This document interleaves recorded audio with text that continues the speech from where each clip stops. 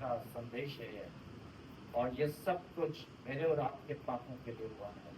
आइए हम गतसमनी में चलते हैं, गतसमनी से लेकर और कलवरी के क्रूस तक हम जाएंगे और बहुत ही शॉर्ट के अंदर हम इस चीज को देखेंगे कि किस प्रकार प्रभु यीशु मसीह मेरे और आपके गुनाह के लिए सताया गया।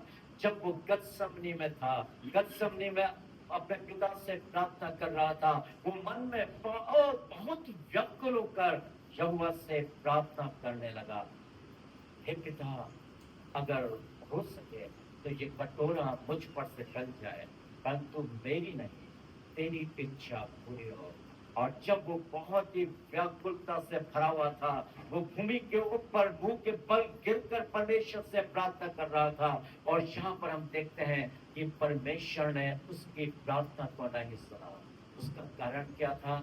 मेरे और आपके गुनाह, क्योंकि परमेश्वर मुझको और आपको गुनाहों से बचाना चाहता था।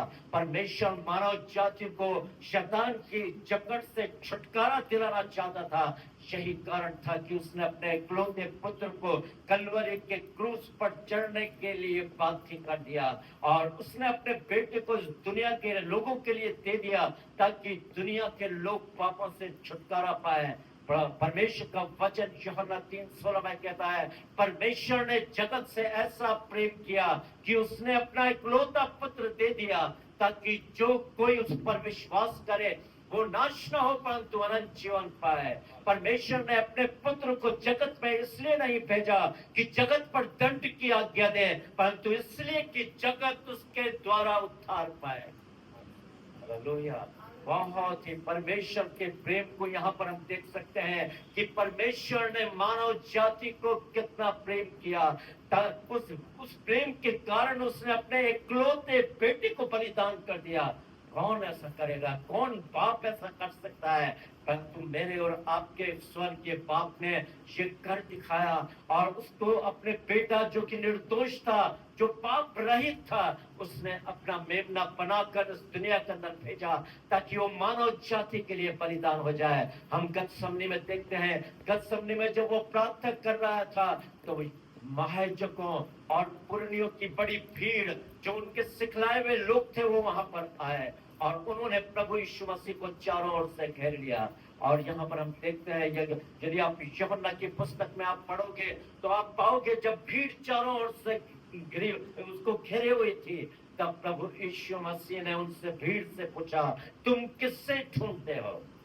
और प्रभु यीशु मसीह के ये शब्द उनको बहुत भारी पड़े और उन्होंने कहा, हम यीशु को ढूंढते हैं। और प्रभु यीशु मसीह ने कहा, मैं ही हूं। और जैसे ही उसने मैं ही हूं कहा, भीड़ पीछे हटकर भूमि पर गिर पड़ी। उसके शब्दों को वो सहन नहीं कर पाई और भीड़ भूमि पर गिर पड़ी।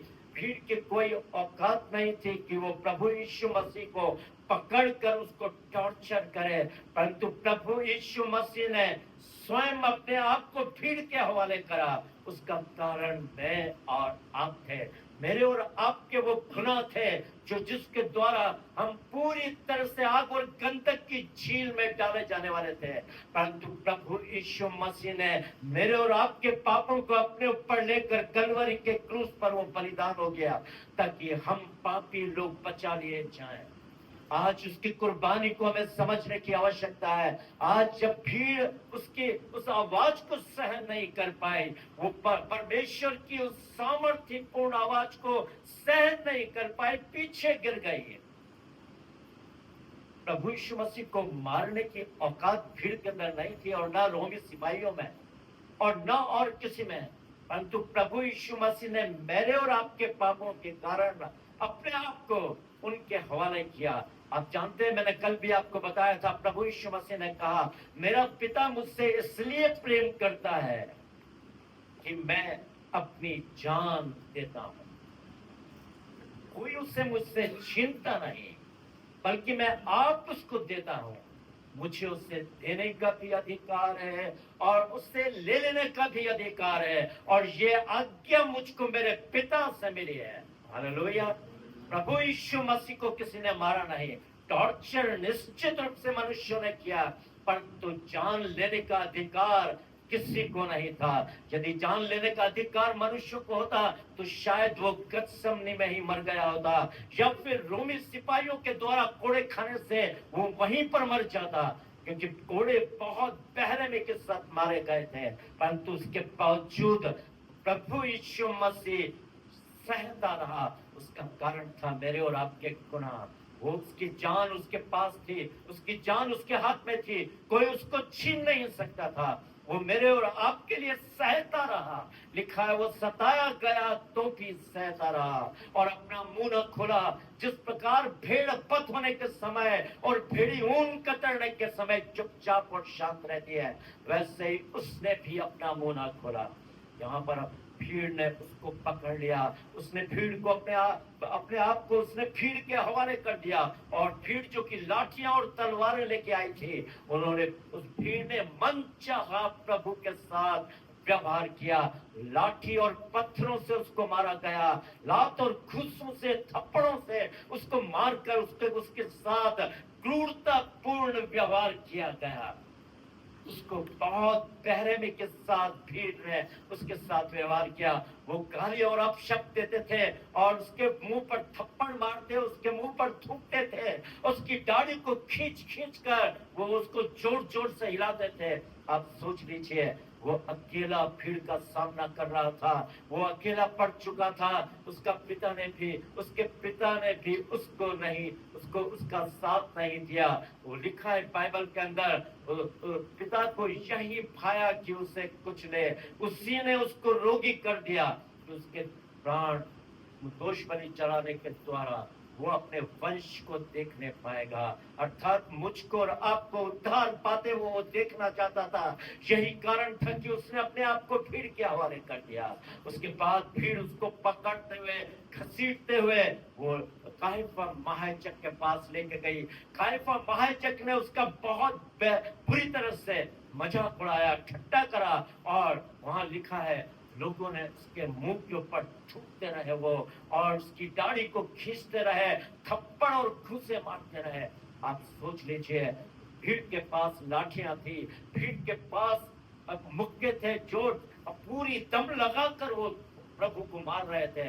आप सोच लीजिए प्रभु की हालत क्या हुई होगी। उसका पूरा चेहरा सूज गया था, नाक, मुंह, कान और आंख में से लहू बह रहा था, पूरा शरीर लहूलुहान हो चुका था, क्योंकि भीड़ क्रूरता के साथ व्यवहार कर रही थी।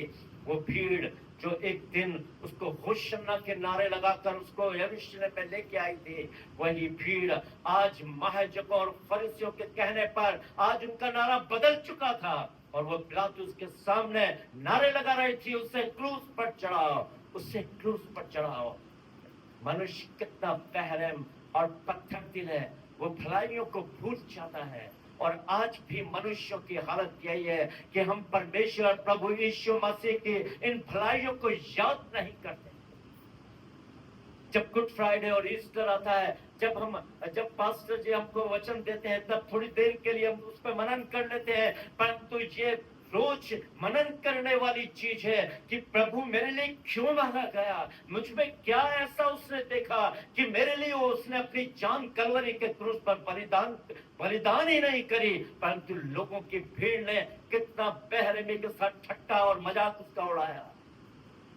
कितनी बुरी तरह से लोग गालियां पक रहे थे, उसको पत्थरों से मार रहे थे, घूंसों और मुक्कों और थप्पड़ों से मार मार कर उसको उसके चेहरे को सुजा दिया था, और वो लहूलुहान हो चुका था। फिर पिलातुस के पास उसको लेकर गए। पिलातुस की पत्नी ने कहला भिजाया, इस धर्मी के विषय में तू हाथ मत डालना। पिलातुस को छोड़ देना चाहता था, और पिलातुस ने उससे कहा, तू बोलता क्यों नहीं? क्या तुझे मालूम नहीं कि तुझे छोड़ देने का भी मुझे अधिकार है, और तुझे क्रूस पर चढ़ा देने का भी मुझे अधिकार है? प्रभु यीशु मसीह ने तब उससे कहा, यदि तुझे ऊपर से ना दिया गया होता तो तेरा मुझ पर कोई अधिकार नहीं होता। उसने अपने आप को छुड़ाने की कोशिश नहीं करी। क्यों? इसलिए कि मैं और आप बचा लिए जाए।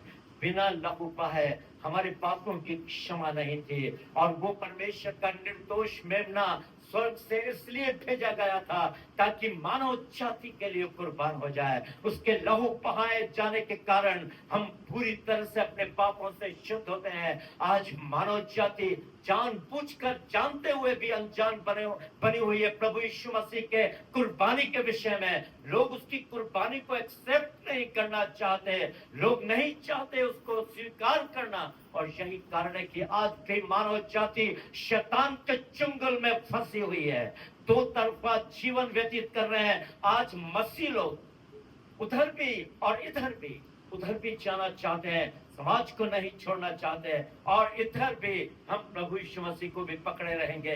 दो तरफा जीवन आपको नाश कर सकता है, दो तरफा जीवन आप कभी जी नहीं सकते। एक व्यक्ति दो नाव में पैर रखकर कभी भी झील के उस पार नहीं पहुंच सकता। इसलिए प्रभु यीशु मसीह ने भी कहा, तुम दो स्वामियों की सेवा करके कभी भी अपने पिता के योग्य नहीं बन सकते हो। हालेलुया। आज मुझको और आपको एक तरफ होना होगा, या तो प्रभु यीशु मसीह को चुन लो और या फिर दूसरे लोगों को चुन लो। हमें प्रभु यीशु मसीह को पकड़ कर रखना होगा, क्योंकि वही मेरा और आपका उद्धार करता है। उसी ने मेरे और आपके पापों के लिए कलवरी के क्रूस पर क्रूरता पूर्ण मृत्यु को सहा है, जो आज दिन तक किसी ने नहीं सहा। उसने कहा, मैं इसलिए आया कि तुम जीवन पाओ और बहुतायत से पाओ। मैं धर्मियों को नहीं परंतु पापियों को बचाने के लिए आया हूं। और आज उसके उपदेशों के अनुसार उसने स्वयं अपने आप को भीड़ के हवाले कर दिया, क्योंकि उसने जो कहा था वो करके दिखाया। वो पापियों को मारने के लिए नहीं, पापियों को नाश करने के लिए नहीं आया, परंतु वो इसलिए आया ताकि पापी बचा लिए जाएं। पापियों को नाश करने वाला खुद पापी होते हैं, तो वो कैसे आपको बचा सकता है? एक पापी आपको नहीं बचा सकता। जो पापियों को मारने के लिए आया उसी को लोग सब कुछ समझते हैं, परंतु एक पापी को मारना भी महापाप है। यदि एक पापी को अभी कोई मार दे तो आप उसको तुरंत जेल खाने में, बंदी गृह में डाल दिया जाता है। और आज उन्हीं पापी लोगों को जिन्होंने पापी को मारा उसको हम पूछते हैं। आज हमें पूरी तरह से प्रभु यीशु मसीह को, जो पापियों को बचाने के लिए आया और इस दुनिया के अंदर, उस दुनिया के लोगों के लिए और पूरे मानव जाति के लिए, बाइबल कहती है कोई धर्मी नहीं, एक भी नहीं, सब ने पाप किया है और सब परमेश्वर की महिमा से रहित है।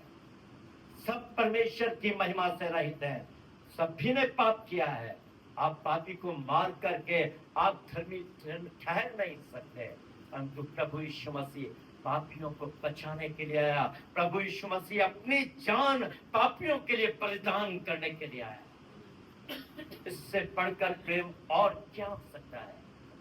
हमें प्रभु यीशु मसीह को अपने जीवन में लेने की जरूरत है। उसके बाद फिर हम देखते हैं उसको पिलातुस के सिंहासन पर उसके कोड़े मारे गए। प्रेटोरियम की आंगन पूरी तरह से लहूलुहान हो चुकी थी। कोड़े बहुत भारी थे, चमड़े की 9 लटें उस कोड़ों में हुआ करती थी। पत्थर के नुकीले टुकड़े, लोहे के नुकीले टुकड़े, हड्डियों के नुकीले टुकड़े उसमें कुते हुए रहते थे। और कोड़ा जब पड़ता था वो अपराधी की पीठ को पूरी तरह से छील कर एकदम बाहर निकलता था। उसका मांस पूरी तरह से कोड़ों पर लिपट जाता था और अपराधी की हालत ये होती थी कि उस पर कोड़े की 9 लटों के निशान उसके ऊपर गहरे हो जाते थे, मानो हलवाओं ने उसकी पीठ पर हल चलाया हो। जैसे हलवा जो हल चलाते हैं, जो और हल चलाते समय जो हालत जमीन की हो जाती है, नीचे की जमीन ऊपर आ जाती है, नीचे की मिट्टी ऊपर आ जाती है और एक बड़ी गहरी लाइन जमीन पर बन जाती है। उसी प्रकार प्रभु यीशु मसीह की पीठ की हालत हुई थी। 39 कोड़ों की मार बेदर्दी के साथ उसने सही है। रोमी सिपाहियों ने बहुत ही क्रूरता पूर्वक व्यवहार करते हुए प्रभु यीशु मसीह को सताया और उसको कांटों का ताज उसके ऊपर संकंडे के द्वारा मारकर उसके अंदर घुसा दिया। कांटों के उस ताज के कांटे के चमड़ी के आर पार होते हुए बाहर निकल गए। लहू की धाराएं सिर से बह निकली और पूरा बदन लहूलुहान हो गया। और हम देखते हैं बहुत ही क्रूरतापूर्वक मार उसने सही। समय हो रहा है, मैं तो इससे ज्यादा और कुछ नहीं कह सकता, परंतु हमें प्रभु यीशु मसीह के इन कुर्बानी को याद रखना है। प्रभु यीशु मसीह ने अपनी कुर्बानी को मेरे और आपके लिए दिया। वो मुझसे और आपसे आज भी प्यार करता है। वो मुझसे और आपसे अभी भी राह देख रहा है। वो अपने दोनों हाथ फैलाए इस टेबल पर के पास खड़ा है। हे मेरे प्यारे लोगों, मेरे पास आओ, मैं तुम्हें विश्राम दूंगा। मेरा जुआ अपने ऊपर उठा लो और मुझसे सीखो, क्योंकि मैं नम्र और मन में दीन हूँ। हालेलुया। मेरा प्रभु सचमुच में आज इस प्रभु भोज की टेबल पर दोनों हाथ फैलाए आपका रास्ता देख रहा है। और उसने जो लहू बहाया, उसने जो अपने बदन को तुड़वाया, वही बदन आज रोटी के रूप में इस प्रभु भोज की टेबल के ऊपर है। वही उसका लहू जो कलवरी के क्रूस से बह निकला, उसका बदन लहूलुहान हो गया। खून का एक एक कतरा उसने मेरे और आपके लिए बहा दिया। वही दाखरस के रूप में आज प्रभु भोज की टेबल पर है। आप जब प्रभु भोज की टेबल पर आते हो, उसकी कुर्बानी को याद रखना। यदि बिना उसकी कुर्बानी को याद रखे आप प्रभु भोज लेते हैं, तो आप बहुत अधिक अपने आप को दोषी ठहराएंगे। क्योंकि वचन में मैंने कल बताया था, जो कोई अनुचित रीति से उस रोटी में से खाए और इस कटोरे में से पिए, वो प्रभु की देह और लहू का अपराधी ठहरेगा। इसलिए मनुष्य अपने आप को जांच ले। ये सारी चीजें मैंने कल आपको इसलिए बताई ताकि आप आज पूरी तरह से प्रिपेयर होकर इस प्रभु भोज की मेज पर आ जाओ। मैं आपको एक छोटा सा दृष्टांत आपको देता हूँ, उससे मैं जो बोलना चाहता था, जो मैं बोल नहीं पाया, आप अच्छी तरह से समझ लेंगे। एक माँ थी, उस माँ का एक बेटा था जिसका नाम जैक था। जैक बहुत प्यारा बच्चा था, माँ उसको बहुत प्यार करते थे। लेकिन जैक स्कूल गया और स्कूल से वापस आया और वो अपने सोफे पे जाकर बैठ गया, बहुत उदास बैठा हुआ था। और माँ उसके पास आई। माँ ने कहा, जैक क्या हुआ, तू इतना उदास क्यों है? उसने कहा, कुछ बोला नहीं। उसके बाद फिर माँ ने पूछा, बेटा तू इतना उदास क्यों है? क्यों नहीं तू मेरे पास आता? हमेशा तो तू मेरे पास आकर मुझको अपने अपने अपनी बाहों में ले लेता है, परंतु आज तुझे क्या हो गया? उसने जैक ने अपनी माँ से कहा, माँ तू मेरे दोस्त खूब के समान खूबसूरत क्यों नहीं? एक बहुत ऐसा क्वेश्चन था कि उसकी माँ की आंखों में से आंसू आ गए। माँ का प्यार से छोटा लगने लगा कि मैंने इसको इतना प्यार किया, उसके बाद उसने ऐसा सवाल क्यों पूछा? और उसने जैक को कहना शुरू करा, जैक बेटा तू बहुत छोटा था जब मैं तुझे सुलाकर और अपने किचन में खाना बना रही थी, और तूने जो मोमबत्ती मैंने जलाई थी, उस मोमबत्ती को तूने अपने हाथ पांव जब हिलाए, मोमबत्ती नीचे गिर गई और तेरी बिस्तर में आग पकड़ ली। और जब तेरा बिस्तर जल रहा था और घर में आग लग चुकी थी, पर्दे जो लगे हुए थे वे जलने लगे, और तो मुझको जलने की जब बदबू आई, तो मैं जब भागी और मैंने देखा कि पूरे कमरे में आग लगी हुई है और तेरे रोने की आवाज मुझे सुनाई दे रही है, तो मैं जोर जोर से चिल्लाने लगी, मेरे बेटे को बचा लो, मेरे बेटे को बचा लो, वो आग में जल रहा है। परंतु कोई नहीं आया। और तब मैं स्वयं उस आग में घुस गई, और उस आग में से मैंने तुझे उस बिस्तर में से एकदम अपनी गोद में लेकर अपनी छाती से इस प्रकार से निपटा लिया कि तुझे आग का जरा सा भी आंच न लगेगा। और मैं बहुत मुश्किल से उस आग में से होती हुई बाहर निकली। बेटा मैंने तुझको तो बचा लिया, परंतु मैं अपने आप को नहीं बचा पाया। इसलिए मैं एक दोस्त होप की माँ के समान खूबसूरत नहीं, क्योंकि मेरा सारा शरीर जल चुका, मेरे हाथ और पांव और पूरा चेहरा झुलस चुका, परंतु मैंने इसलिए ये सब कुछ अपने आप को इसलिए बलिदान कर दिया कि तू बिल्कुल सुरक्षित है। उसने देखा जेक के आंसू बह रहे थे, जेक रो रहा था। जेक भाग कर आया और अपनी माँ से लिपट गया और माँ के गालों पर प्यार करने लगा और माँ से कहा, माँ तू दुनिया की सबसे खूबसूरत माँ है। माँ तू मेरी माँ है। तूने मेरे लिए सब कुछ अपने आप को बलिदान कर दिया। तूने यहाँ तक अपने आप को नहीं छोड़ा, अपने आप को झुलसा दिया, तो अपने आप को बदसूरत बना दिया ताकि मैं खूबसूरत दिखाई। जेक की आंखों में आंसू थे क्योंकि उसने अपने माँ के बलिदान को जान लिया। मेरा और आपका प्रभु भी इसी प्रकार से बदसूरत बन गया। लिखा है उसको देखकर बहुत से लोग चकित हुए और उसका रूप मनुष्यों का सा दिखाई नहीं पड़ता था और उसकी सुंदरता भी आदमियों की सी न रह गई थी। और उसके बाद यशायाह 53 के अंदर लिखा है, यशायाह 53 में लिखा है, ना तो कोई उसकी सुंदरता थी कि हम उसको देखते और ना कोई उसका रूप हमेशा दिखाई पड़ा कि हम उसको चाहते। वो तुच्छ जाना गया और मनुष्यों का त्यागा। मेरे और आपके लिए वो बदसूरत बना। लोगों ने मार मार कर उसके चेहरे को एकदम बदसूरत बना दिया था। पूरी तरह से लोगों के थूक उसके ऊपर पड़ा था, लहू और मिट्टी पूरी तरह से उसके रंग को काला बना दिया था। उसकी सुंदरता बिल्कुल एक खतरनाक बदसूरती में तब्दील हो गई थी। इसका कारण मैं और आप क्या कभी जेक की तरह हमने प्रभु यीशु मसीह की कुर्बानी को याद किया है? जेक ने अपनी माँ की कुर्बानी को याद करा, इसलिए वो रो पड़ा, माँ से लिपट गया। आज वो समय है जब मैं प्रभु की कुर्बानी को याद करके उससे लिपट कर रो करके ना, प्रभु सचमुच में न्याय पापी था, मेरे कारण तूने इतनी बेदर्दी की बात सही है। अब मैं तेरा होकर जीना चाहता हूँ। मेरा प्रभु तू सबसे अच्छा है, तू ही मेरा मुक्तिदाता। आज आप प्रभु को अपने हृदय से कहेंगे, प्रभु आनंदित और मगन हो जाएगा।